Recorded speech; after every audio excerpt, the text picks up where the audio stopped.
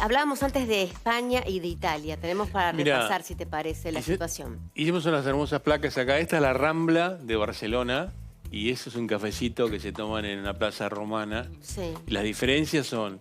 Acá España tuvo 29.000 fallecidos, 35.000 tuvo Italia y los dos países abrieron en mayo. Empezaron la reapertura en mayo.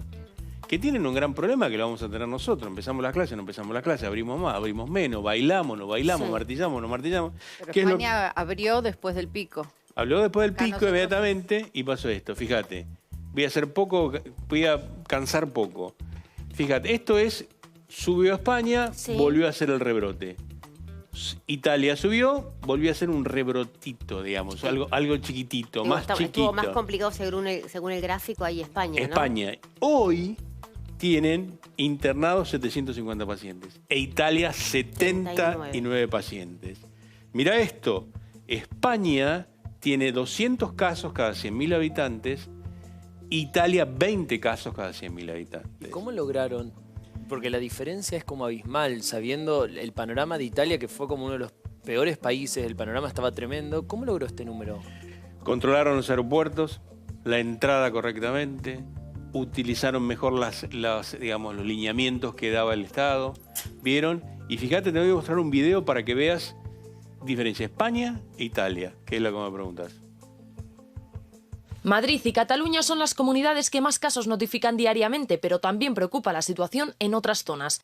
Según los últimos datos, Andalucía es la siguiente comunidad con las cifras diarias más altas, registrando 909 casos confirmados. La provincia más afectada es Málaga, con casi 300 positivos. Los hospitales andaluces superan ya los 400 ingresados. Aunque tras Madrid y Cataluña, la tercera comunidad con más presión asistencial es País Vasco, que ha vuelto a batir hoy récord de contagios desde el inicio de la pandemia.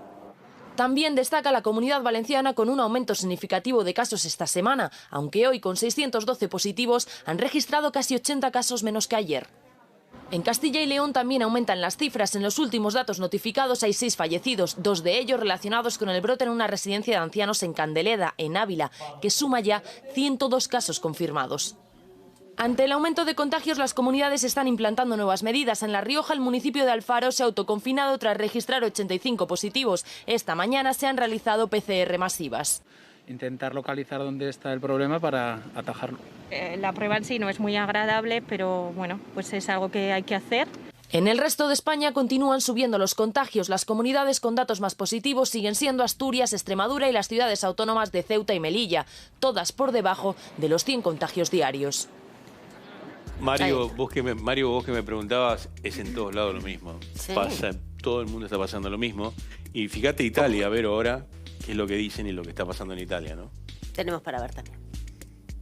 En Italia no hay de momento rebrotes, pero sí pequeños focos de norte a sur, asociados en su gran mayoría a eso que llamamos contagios importados, extranjeros que llegan aquí desde países donde la epidemia está todavía muy activa, como por ejemplo Bangladesh, o italianos que vuelven a casa después de haber estado trabajando en esas zonas. Por eso Italia ha aumentado a 16 su lista de países vetados.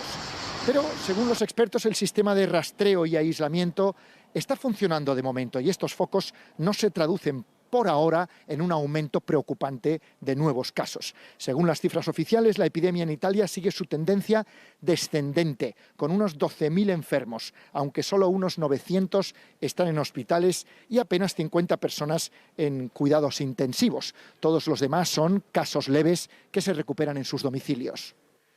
Diferencias muy grandes entre ambos países. Me decías algo, Paola, recién que es interesante. Que... No, yo quería agregar que en España lo que tuvo como fenómeno es el movimiento anti-barbijos y también anti-cuarentena. Mucha resistencia a las medidas del jefe de gobierno español, Sánchez, y en Italia esto no pasó. No sé si está vinculado a la estrategia para frenar los casos, pero sí tiene un conflicto político muy fuerte. Sí, Paulo. En España, por mi hijo, él sabe, claro, se dio algo bastante raro. Cuando terminó el confinamiento, se abrió todo, hubo mucho más gente en las calles, digo por los restaurantes básicamente, ¿no? Mucho más gente en los restaurantes, al menos en San Sebastián, después de la pandemia que antes de la pandemia. Mira. Pero 15 días de esta parte desaparecieron los clientes, me cuentan. O sea, como que sola la gente se dio cuenta que iba todo mal y dejó de ir al menos a los restaurantes. Pero cuando habían abierto, salieron como nunca, ¿eh?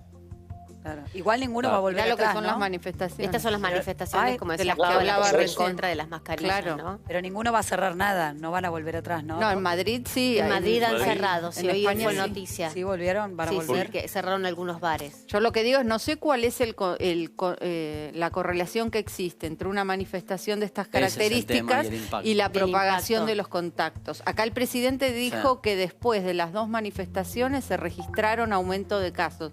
Eso es lo que dijo el gobierno nacional. Pero acá en España sí Pero, hay una Pau, preocupación por estos focos de protestas que si no uno pasan analiza en Italia. Que si en una reunión familiar son los causantes del incremento de casos, imagínate Claro. una Y reunión ahí hay mucha gente popular. sin barbijo porque es un movimiento Popular. anti-mascarillas. Cantidad de Claro. gente. Voy a dar un dato que los va a alarmar un poco A a ver. todos. Supongamos que todos los que estamos acá nos hacemos el test. Sí. Sí. Hay un porcentaje que va a dar positivo y un porcentaje que da negativo. Contra más positivo sea, peor es. Sí. Mirá lo que pasó hoy en España. La tasa, perdón, vamos a el gráfico que está acá. La tasa de positivos en Italia es de 1.4. O sea, de Sí. 100 que hacen, a uno le da positivo. Acá pongo comparativamente la tasa de positivos, pero en Italia es 1.4. Y en España 8.1. ¿Cuál es en Argentina la tasa de positivos? Es alta. 0, Alta. Es alta. Muy alta. 43%. Te iba a decir 40%. O sea, la, 40. casi la mitad. ¿Sí? Mira, 40%. 40%. ¿Gran O sea, Buenos Aires o Argentina total? Acá está el resto. Esto Argentina muy total. bien. Argentina. Zona norte, 45. Zona oeste, 49. Zona sur, 53. Así no me acerco, pero... Sí. Es con el resto del Urbano y país, Cava. 42%, Cava